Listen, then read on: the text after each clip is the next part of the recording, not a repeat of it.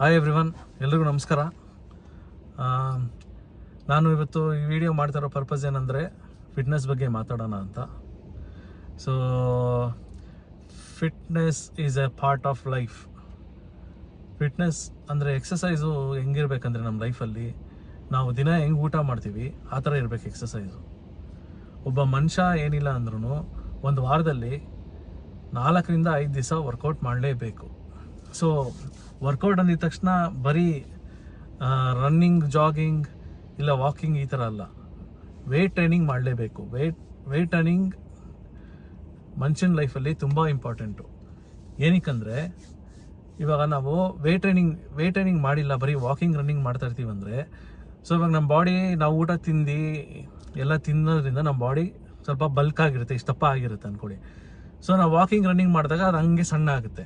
ತಿರ್ಗಾ ನಾವು ಅದನ್ನು ಬಿಟ್ಟರೆ ತಿರ್ಗಾ ಅದೇ ಥರ ದಪ್ಪವಾಗುತ್ತೆ ವಾಪಸ್ಸು. ಆದರೆ ಮಸಲ್ ಕ್ರಿಯೇಷನ್ ಆಗಬೇಕು ಮನುಷ್ಯನಿಗೆ. ಸೊ ಮಸಲ್ ಕ್ರಿಯೇಷನ್ ಆಗೋದು ಫಸ್ಟ್ ಆಫ್ ಆಲ್ ವೆಯ್ಟ್ ಟ್ರೈನಿಂಗಿಂದ. ವೆಯ್ಟ್ ಟ್ರೈನಿಂಗು ಪ್ರತಿಯೊಬ್ಬ ಮನುಷ್ಯನು ಮಾಡಲೇಬೇಕು. ಎಸ್ಪೆಷಲಿ ಮೆನ್ಗಿಂತ ವುಮೆನ್ನು ಮಾಡಲೇಬೇಕು. ಹೆಂಗಸರಂತೂ ವೆಯ್ಟ್ ಟ್ರೈನಿಂಗ್ ಮಾಡಲೇಬೇಕು. ಇದು ಮುಂಚೆಯಿಂದ ಯಾರೂ ಮಾಡ್ಕೊಂಬಂದಿಲ್ಲ. ಮುಂಚೆಯಿಂದ ಅವ್ರಿಗೆ ಈ ನಾಲೆಡ್ಜು ಯಾರೂ ಮೈಂಡಲ್ಲಿ ಹಾಕಿರಲಿಲ್ಲ. ಅಂದರೆ ಸ್ವಲ್ಪ ಜನ ಮಾತ್ರ ಮಾಡ್ತಾಯಿದ್ರು. ಆದರೆ ಹೆಂಗಸರಿಗೆ ಎಕ್ಸಸೈಸು ಗಂಡಸರಿಗಿಂತ ಇಂಪಾರ್ಟೆಂಟು, ಅವರೇ ಜಾಸ್ತಿ ಮಾಡಬೇಕಾಗಿರೋದು. ಸೊ ನೀವು ಜಿಮ್ಗೆ ಹೋಗಿ ವೇಟ್ ಟ್ರೈನಿಂಗ್ ಮಾಡಿದಾಗ ಏನಾಗುತ್ತೆ ಅಂದರೆ ನಿಮಗೆ ಮಸಲ್ ಫಾರ್ಮೇಷನ್ ಆಗುತ್ತೆ. ಸೊ ನಿಮಗೆ ಪ್ರತಿಯೊಂದು ಪಾರ್ಟಲ್ಲೂ ಮಸಲ್ ಕ್ರಿಯೇಟ್ ಆಗುತ್ತೆ. ಮಸಲ್ ಕ್ರಿಯೇಟ್ ಆದರೆ ನೀವು ತಿನ್ನೋ ಊಟನ ಮಸಲ್ ಅಬ್ಸರ್ವ್ ಮಾಡ್ಕೊಡುತ್ತೆ. ಸೊ ನೀವು ಇವತ್ತು ವರ್ಕೌಟ್ ಹೋಗ್ತೀರಾ ಅಂದ್ಕೊಳ್ಳಿ, ಇವತ್ತು ಒಂದು ಪಾರ್ಟ್ಗೆ ವರ್ಕೌಟ್ ಮಾಡ್ತೀರಾ, ಒಂದು ಪಾರ್ಟಿಗೆ ವರ್ಕೌಟ್ ಮಾಡಿದಾಗ ಅಲ್ಲಿ ಮಸಲ್ ಎಲ್ಲ ಬ್ರೇಕ್ ಡೌನ್ ಆಗುತ್ತೆ. ಇವಾಗ ಫಾರ್ ಎಕ್ಸಾಂಪಲ್ ನೀವು ಬೈಸಿಪ್ಸ್ಗೆ ವರ್ಕೌಟ್ ಮಾಡ್ತಾ ಇರ್ತೀರಾ. ಈ ಬೈಸಿಪ್ಸ್ಗೆ ನೀವು ವರ್ಕೌಟ್ ಮಾಡಿದ್ದು ಇವತ್ತು ಮಾಡಿದ್ದೀರಾ ಅಂದರೆ ಈ ಬೈಸಿಪ್ಸಲ್ಲಿರೋ ಮಸಲ್ ಟಿಶ್ಯೂಸ್ ಎಲ್ಲನೂ ಬ್ರೇಕ್ ಡೌನ್ ಆಗುತ್ತೆ. ಬ್ರೇಕ್ ಡೌನ್ ಆಗಿ ಅದು ತಿರ್ಗಾ ನಾಳೆ ಅಷ್ಟರಲ್ಲಿ ರಿಕವರ್ ಆಗುತ್ತೆ. ರಿಕವರ್ ಆಗೋವಾಗ ಫುಡ್ ಹಾಕ್ದಾಗ ಈ ಮಸಲ್ಲು ನೀವು ಹಾಕೋ ಫುಡ್ನ ಎಳ್ಕೊಳುತ್ತೆ.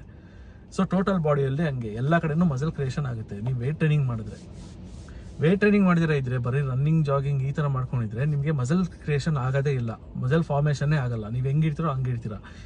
ಇವಾಗ ಫಾರ್ ಎಕ್ಸಾಂಪಲ್ ಒಂದು ಕಡ್ಡಿಗೆ ನೀವು ಒಂದು ಮೈದಾ ಹಸಿಟ್ಟನ್ನ ಎತ್ತಿ ಸುಮ್ಮನೆ ಹಿಂಗೆ ಮೈದಾ ಹಿಟ್ಟನ್ನ ಅಂಟಿಸ್ದಂಗಿರುತ್ತೆ. ಅದೇ ನೀವು ವೇಟ್ ಟ್ರೈನಿಂಗ್ ಮಾಡಿದಾಗ ಅಲ್ಲಿ ಗಟ್ಟಿ ಆಗುತ್ತೆ. ಸೊ ಆ ಪಾರ್ಟಿಗೆ ಆ ಮಸಲ್ಲು ಗಟ್ಟಿಯಾಗಿ ಕುತ್ಕೊಳ್ಳುತ್ತೆ. ಉಳಿದಿರೋ ಬೇರೆ ಕಡೆ ಬಾಡಿಯಲ್ಲೆಲ್ಲ ಅಲ್ಲಿ ಫ್ಯಾಟ್ ಎಲ್ಲ ಇರೋದೆಲ್ಲ ಬರ್ನ್ ಆಗುತ್ತೆ. ಮಸಲ್ ಕ್ರಿಯೇಷನ್ ಮಾಡಿದಾಗ ನಿಮಗೆ ಏಜ್ ಆದಾಗ್ಲೂ ನಿಮಗೆ ಯಾವುದೇ ಥರ ಬೆನ್ನೋವು, ಕಾಲು ನೋವು ಈ ಥರದ್ದೆಲ್ಲ ಬರಲ್ಲ. ಬೇರೆ ಪಾರ್ಟ್ಸ್ ನೋವು ಈ ಥರ ಎಲ್ಲ ಏನೂ ಬರಲ್ಲ ನೀವು ರೆಗ್ಯುಲರ್ ಆಗಿ ವರ್ಕೌಟ್ ಮಾಡ್ತಾಯಿದ್ರೆ.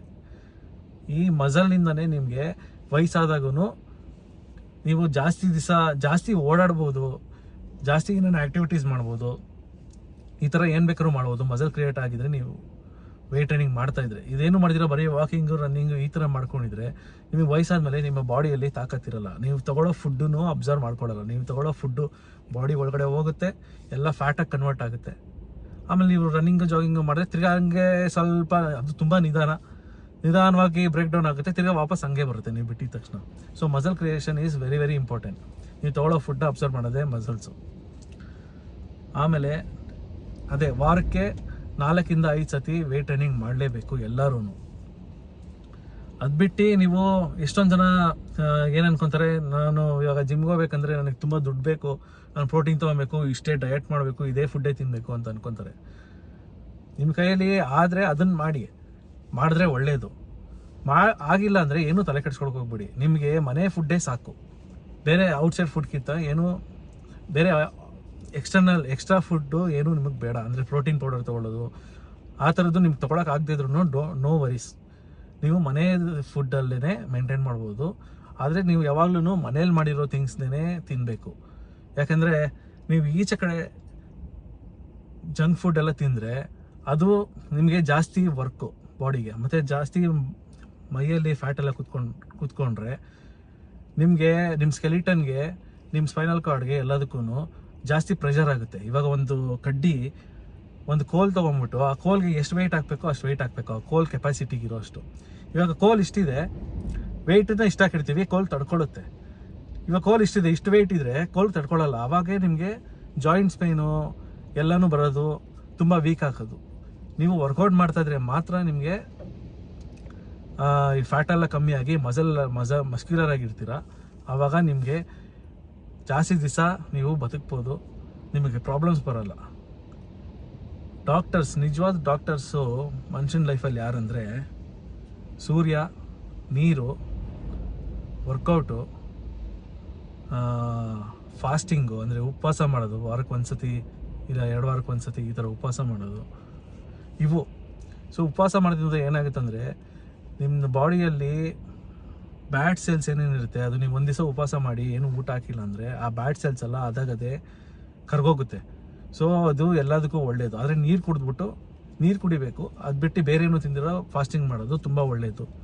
ಸೊ ನಾವು ಮೊದಲಿಂದನೂ ವಾರದಲ್ಲಿ ಒಂದ್ಸತಿ ಉಪವಾಸ ದೇವ್ರ ಹೆಸರಲ್ಲಿ ಉಪವಾಸ ಮಾಡ್ತಿದ್ರು. ಅದೆಲ್ಲದಕ್ಕೂ ಒಂದೊಂದು ರೀಸನ್ ಇದೆ. ಸೊ ಇದೇ ಪರ್ಪಸ್ಗೆ ಉಪವಾಸ. ಆಮೇಲೆ ಚೆನ್ನಾಗಿ ಸನ್ಲೈಟ್ ಬೀಳಬೇಕು ಮೈ ಮೇಲೆ, ಎಕ್ಸಸೈಸ್ ಮಾಡಬೇಕು, ಚೆನ್ನಾಗಿ ನೀರು ಕುಡಿಬೇಕು. ಸ್ವಲ್ಪ ಜನ ಏನು ಮಾಡ್ತಾರೆ, ದಿನ ಬೆಳಗ್ಗೆ ಎದ್ದೇಳ್ತಾರೆ ತಲೆನೋವು ಅಂತಾರೆ. ಅವ್ರಿಗೆ ದಿನಾಗ್ಲೂ ಬರ್ತಾ ಇರುತ್ತೆ ತಲೆನೋವು. ಏನಕ್ಕೆ ತಲೆನೋವು ದಿನಾಗ್ಲೂ ಬರುತ್ತೆ? ನಾವು ರಾತ್ರಿ ಮಲ್ಕೊಂಡಿರ್ತೀವಿ, ರಾತ್ರಿಯಿಂದ ಬೆಳಗಾಗೋವರೆಗೂ ನೀರು ಕುಡಿದಿರಲ್ಲ. ಸೊ ಬ್ರೈನ್ಗೆ ಜಾಸ್ತಿ ನೀರು ಬೇಕು. ಬ್ರೈನ್ ವರ್ಕ್ ಮಾಡಬೇಕಂದ್ರೆ ಅದಕ್ಕೆ ಜಾಸ್ತಿ ನೀರು ಬೇಕು. ಸೊ ಬ್ರೈನ್ಗೆ ನೀರು ಕಮ್ಮಿ ಆಗಿರುತ್ತೆ, ಬೆಳಗ್ಗೆ ಎದ್ದಿದ ತಕ್ಷಣ ತಲೆನೋವು ಇರುತ್ತೆ ಎಷ್ಟೊಂದು ಜನಕ್ಕೆ. ಅದು ಅವ್ರಿಗೆ ಎಷ್ಟೊಂದು ಜನಕ್ಕೆ ಗೊತ್ತಿರಲ್ಲ. ಸೊ ಬೆಳಗ್ಗೆ ಎದ್ದಿದ ತಕ್ಷಣ 1 ಗ್ಲಾಸು ಇಲ್ಲ 2 ಗ್ಲಾಸು ನೀರು ಕುಡಿಬೇಕು ಖಾಲಿ ಹೊಟ್ಟೆಲಿ ಎದ್ದಿದ ತಕ್ಷಣ. ಸೊ ಎದ್ದಿದ ತಕ್ಷಣ ಕುಡಿಯೋದು ಇನ್ನೊಂದೇನು ಗೊತ್ತಾ, ಬೆಡ್ ಕಾಫಿ ಕುಡಿಯೋದು ಇಲ್ಲ ಈ ಥರ ನೀರು ಕುಡಿಯೋದ್ರಿಂದ ಒಳ್ಳೆಯದು. ಯಾಕೆಂದರೆ ಬಾಯಲ್ಲಿರೋ ಬ್ಯಾಕ್ಟೀರಿಯಾ ನಾವು ರಾತ್ರಿಯಿಂದ ಮಲಗಿರೋದು ಅದು ನಮಗೆ ಇಂಟೆಸ್ಟೈನ್ಗೆ ಒಳ್ಳೆಯದು, ಈ ಬ್ಯಾಕ್ಟೀರಿಯಾ ಒಳಗಡೆ ಹೋದರೆ. ಸೊ ಬ್ರಷ್ ಮಾಡೋಕ್ಕೆ ಮುಂಚೆ 1 ಲೋಟ ನೀರು ಕುಡಿಯೋದು ಇಲ್ಲ ಕಾಫಿ ಕುಡಿಯೋದು ಒಳ್ಳೆಯದು. ಆದರೆ ನೀರು ಕುಡಿಲೇಬೇಕು, ಕಾಫಿ ಆಮೇಲೆ ಕುಡಿಬೇಕು. ಆಮೇಲೆ ಇನ್ನೊಂದು ಅಷ್ಟೇ, ಕಾಫಿ ಕೆಫೇನು ಅದೆಲ್ಲ ಇರ್ತಲ್ಲ, ಎಲ್ಲರೂ ಒಂದು ಅಭ್ಯಾಸ ಮಾಡ್ಕೊಬೇಕು. ಕಾಫಿ ಕುಡಿದ್ಮೇಲೆ 1 ಲೋಟ ನೀರು ಕುಡಿಬೇಕು. ಯಾಕೆಂದರೆ ಆ ಕಾಫಿದು ಕೆಫೇನು ಅದೆಲ್ಲನೂ ಎಲ್ಲ ಕಡೆ ಇರುತ್ತೆ, ಅದು ಹಂಗೆ ಇರೋದು ಒಳ್ಳೇದಲ್ಲ ಒಳಗಡೆ ಹೋದ್ಮೇಲೆ. ಸೊ ನೀರು ಕುಡಿದ್ಬಿಟ್ರೆ ಅದೆಲ್ಲ ಹೊಟ್ಟೆ ಒಳಗಡೆ ಹೊಟ್ಟೋಗುತ್ತೆ. ಸೊ ಯಾರ್ಯಾರು ಈ ಥರ ಅಭ್ಯಾಸ ಮಾಡ್ಕೊತೀರಾ ನೀರು ಕುಡಿಯೋದು ದಿನ ಬೆಳಗ್ಗೆ ಎದ್ದು, ಅವ್ರಿಗೆ ಫಸ್ಟ್ ಉಪಯೋಗ ಆಗೋದು ಬ್ರೈನಿಗೆ ನೀರು ಹೋಗುತ್ತೆ, ತಲೆನೋವೆಲ್ಲ ಬರೋಲ್ಲ. ನೆಕ್ಸ್ಟು ಒಳಗಡೆ ಇಂಟೆಸ್ಟೈನು ಅವೆಲ್ಲನೂ ಆ್ಯಕ್ಟಿವೇಟ್ ಆಗುತ್ತೆ ನೀರು ಕುಡಿಯೋದ್ರಿಂದ. ಬೆಳಗ್ಗೆ ಎದ್ದು ನೀರು ಕುಡಿದ್ರೆ ಏನೋ ತಿಂದ್ಬಿಟ್ರೆ ಇಲ್ಲ, ಅವೆಲ್ಲ ಹಂಗೆ ಡ್ರೈ ಇರುತ್ತೆ. ಸೊ ಅದಕ್ಕೆ ಯಾವಾಗಲೂ ನೀರು ಕುಡಿಬೇಕು. ಎಕ್ಸಸೈಸ್ ಮಾಡಲೇಬೇಕು. ನೀವು ಏನು ತಲೆ ಕೆಡಿಸ್ಕೊಂಬೇಡಿ. ಇವಾಗ ನಿಮ್ಮ ಹತ್ರ ಬೇರೆ ಫುಡ್ಡು ಮೇಂಟೈನ್ ಮಾಡೋಕ್ಕೆ ಇದಕ್ಕೆ ಏನು ಕಾಸಾಗಿಲ್ಲ ಅಂದರೆ ಏನು ತಲೆ ಕೆಡಿಸ್ಕೊಂಬೇಡಿ. ಜಾಸ್ತಿ ವೆಜಿಟೇರಿಯನ್ ಫುಡ್ ಮೇಲೆ ಡಿಪೆಂಡ್ ಆಗಿ, ಆಮೇಲೆ ಹೋಮ್ ಕುಕ್ಡ್ ಫುಡ್ ಮೇಲೆ ಡಿಪೆಂಡ್ ಆಗಿ ಈಚೆ ಕಡೆ ತಿನ್ನೋಕೆ ಹೋಗ್ಬೇಡಿ. ಈಚೆ ಕಡೆ ಇವಾಗ ಬರ್ತಾರೋ ಫುಡ್ಡಲ್ಲೇ ಎಷ್ಟೊಂದೆಲ್ಲ ಕೆಮಿಕಲ್ಸು, ಎಲ್ಲ ಔಷಧಿ ಹೊಡಿತಿರ್ತಾರೆ ಕ್ರಾಪ್ಸ್ಗಳಿಗೆಲ್ಲನೂ. ಆಮೇಲೆ ಏನಾರ ನಾನ್ ವೆಜ್ ಇದ್ರೂ ಅದಕ್ಕೆ ಇಂಜೆಕ್ಷನ್ ಹಾಕಿ ಬೆಳೆಸಿರ್ತಾರೆ.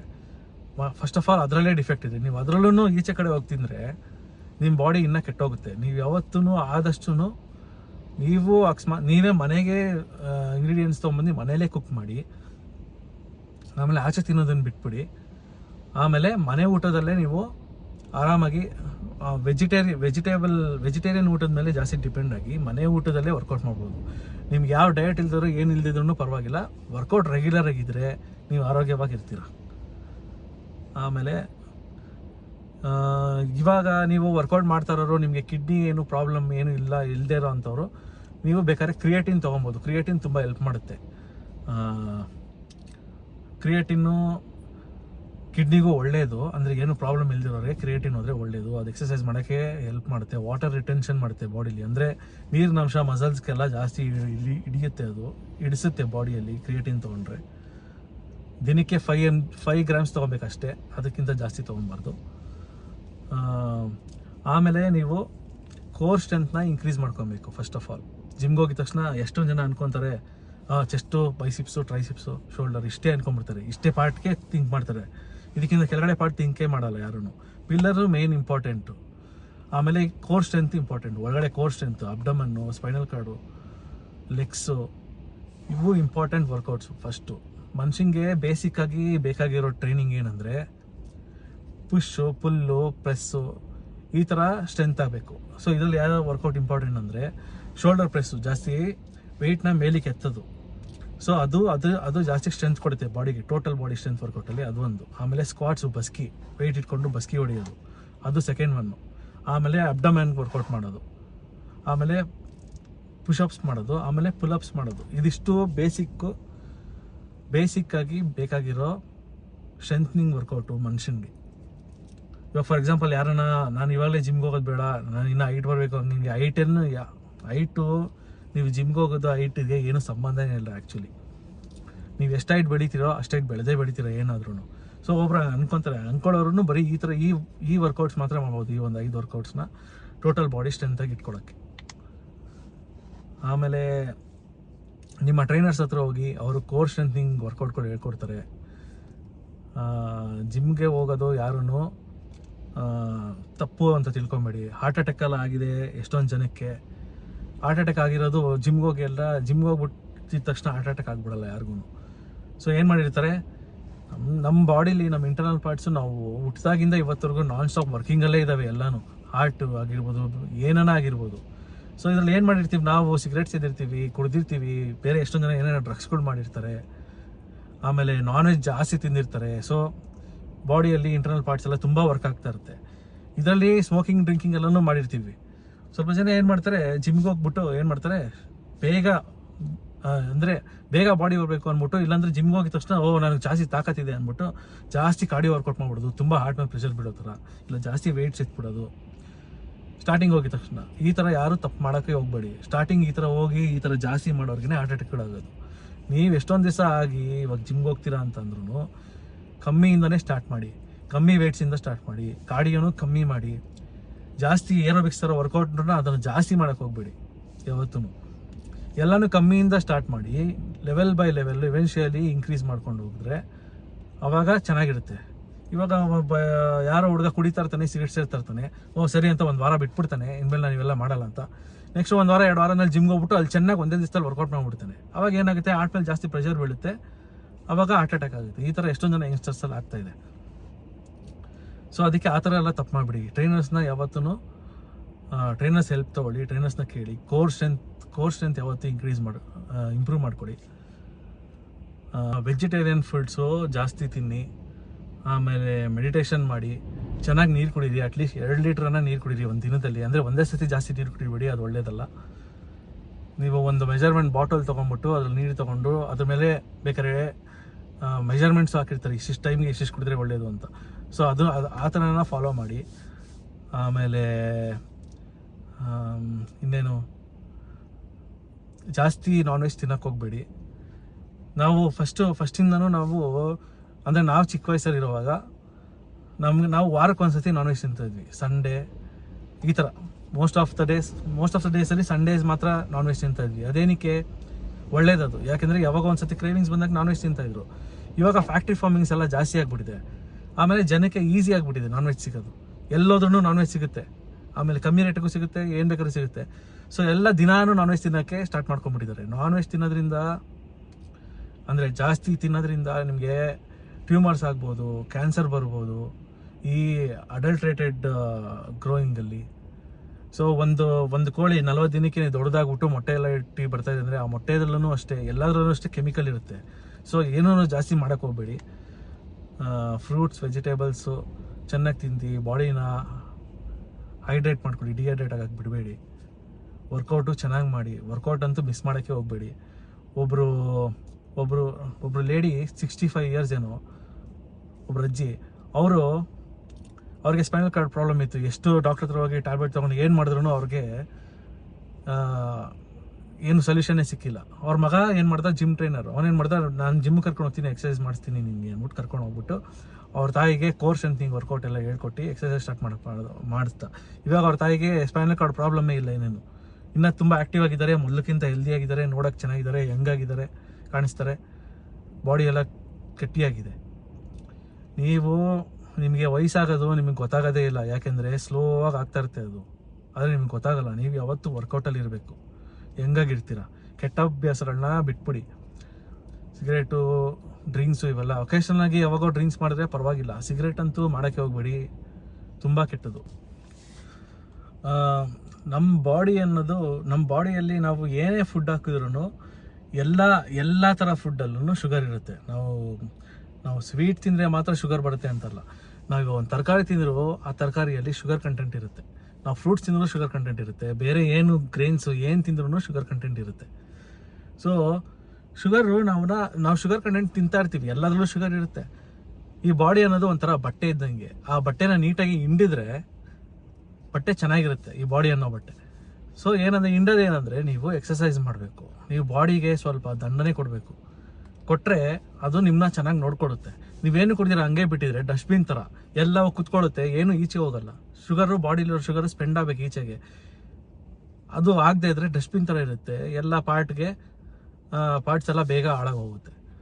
ಸೊ ನೀವು ವರ್ಕೌಟ್ ಮಾಡೋದು ತುಂಬ ನೆಸೆಸಿಟಿ ಇವಾಗಲ್ಲ ಯಾವಾಗ್ಲೂ. ಆಮೇಲೆ ನೆಕ್ಸ್ಟು ನೀವು ಜಾಸ್ತಿ ಕಾಳುಗಳನ್ನು ತಿನ್ನಿ, ಸೊಪ್ಪುಗಳು ತಿನ್ನಿ, ಗ್ರೀನ್ ವೆಜಿಟೇಬಲ್ಸ್ ಜಾಸ್ತಿ ತಿನ್ನಿ, ಫ್ರೂಟ್ಸ್ ತಿನ್ನಿ.